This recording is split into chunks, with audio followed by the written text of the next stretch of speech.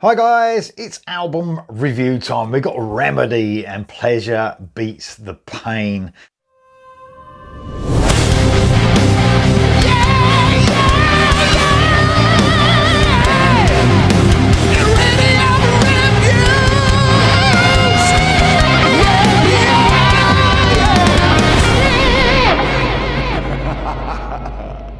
This album's coming out on May the 24th on Escape Music. It's the second album from this brilliant melodic rock band from Sweden, and their last album was great. Something Your Eyes Won't See came out in 2022, right at the end of the year. I remember saying at the time, why didn't this album come out sooner? And it's really hard when you're trying to cover loads of music on this channel. You listen to music throughout the year, you compile your lists, you do all your reactions, and they just come out of nowhere. I didn't even see, I didn't even do a reaction. And all of a sudden the album was upon us. It happens sometimes. Sometimes I can't catch everything. But that album definitely would have made it in my albums of the year in 2022 if I heard it sooner. But the new album is upon us. And let me tell you now, this will be one of the albums of the year. I've been so excited about hearing it. It's brilliant from start to finish. Definite 80s influence running through this band, but also a very cool modern sound like a lot of their Swedish counterparts. You know, they balance it so well. They've captured this almost like soundtrack vibe, but has some sort of dark sensibilities that would fit on almost like an 80s inspired horror soundtrack sometimes. Not all the songs, but a lot of their songs. It's such a cool listen. It sort of makes them stand apart from their, like I said, their Swedish counterparts a little bit. This album has more than propelled them to the heights of, you know, other great bands within their genre for sure. This is a brilliant album. You know, bands like Eclipse and Heat and Crazy Licks and Crash Diet, etc. This puts them right up there with those bands. Amazing. Man, this hits everything that I want from a melodic rock album. It is absolutely superb. Of course, on top of that, and I'll get along to the songs in a minute, we've got the production of Eric Martinson. It really pops, man, this album. Everything Eric Martinson obviously lays his hand to production-wise, well, and Eclipse-wise, is brilliant. And there's no let up here, as the guitars are really heavy, but when there's synth work to come in, it sort of pops in the mix just perfectly. It's a great job on the production on this album. So you got in the band Robert van der Zwan on the vocals and guitar. Such a smooth vocal, man. And great guitar work, of course, as well. But man, his vocals are just top notch. Roland Forsman on the other guitar. This is a guitar driven album, guys, but there's some great key work in it as well, some keyboard work and synth work.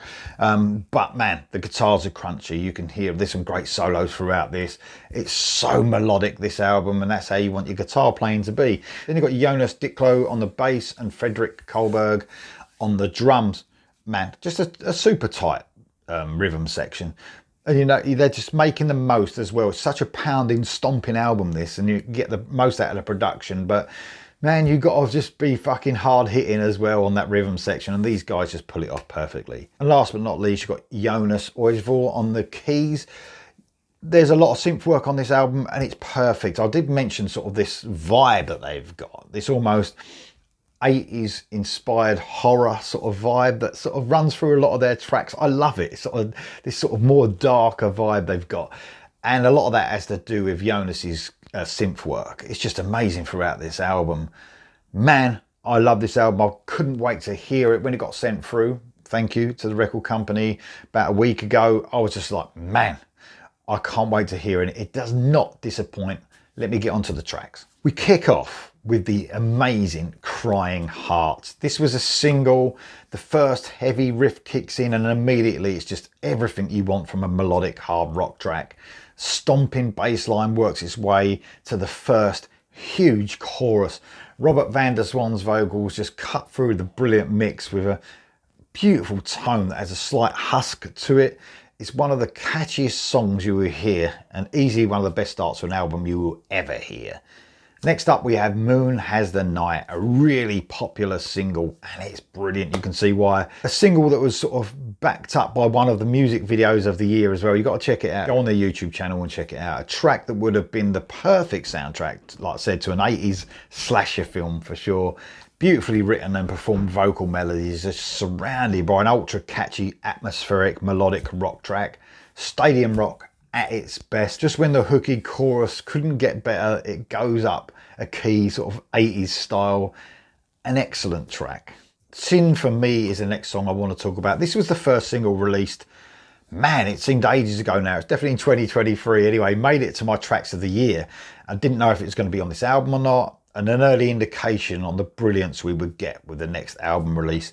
Again, a slight atmospheric horror vibe to it, I would say, runs through this hook-laden track.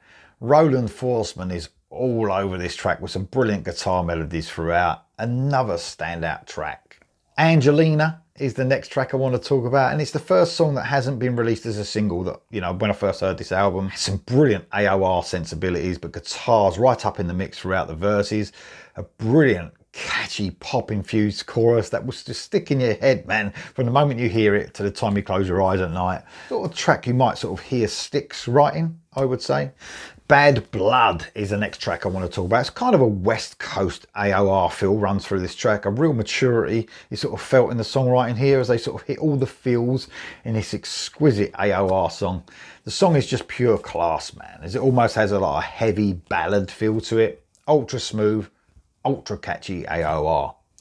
Caught by Death is the next track I want to talk about. A single. I love this track. It's one of the many album's highlights for sure. Epic melodic rock. A galloping bass line is backed up by atmospheric synth work. Guitar riffs sort of join in the fun as you feel the band build into a chorus that is just massive. Like something Dokken sort of would have included in their 80s heyday on one of their albums. An amazing choice for a single. Hearts on Fire is the next track I want to talk about, and the hits keep coming, man. A simple bass line sort of rumbles along in the mix with subtle and sometimes intricate guitar work. Just gives you those late night driving feels, man. You just get lost in the sound. It's really something special. It sort of feels like one of those deeper cuts that sort of has melodies that sort of creep up on you with repeated listens. Great song. Poison is the next track I want to talk about. A heavy riff that again has a Dokken-esque vibe to it. The bass line is super cool and simple with some great keyboard work in the verses. If this was 1987, it would have been an MTV hit the whole fucking year, believe me. This band sort of has a feel and a vibe that sets them apart, definitely from some of their, like I said before, their Swedish peers. They really do have that something special for sure. And one of the biggest things that sets them apart is every single song has a massive chorus. Girls Got Trouble is the next track I want to talk about. A slightly different direction as the sort of classic rock vibes are mixed with their sound on this one. All the usual traits are there though, a huge hooks and heavy riffs. We get some Hammond organ though to emphasise that classic rock feel even more. It's a fast, energetic rocker that, although it has a slight different feel, it fits perfectly with the rest of the album. Next track I want to talk about is something they call Love. It's almost a folky sort of acoustic start to this ballad. Strings are used beautifully sort of to infuse this folky sound even more.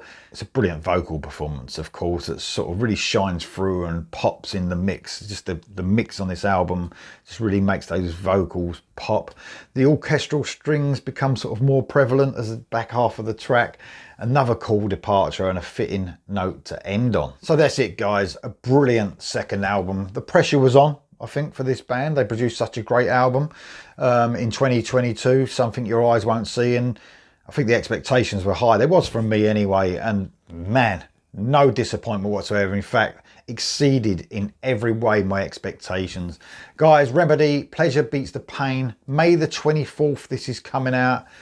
What a year for music so far. Let me know if you're going to get it in the comments below, and I'll see you soon.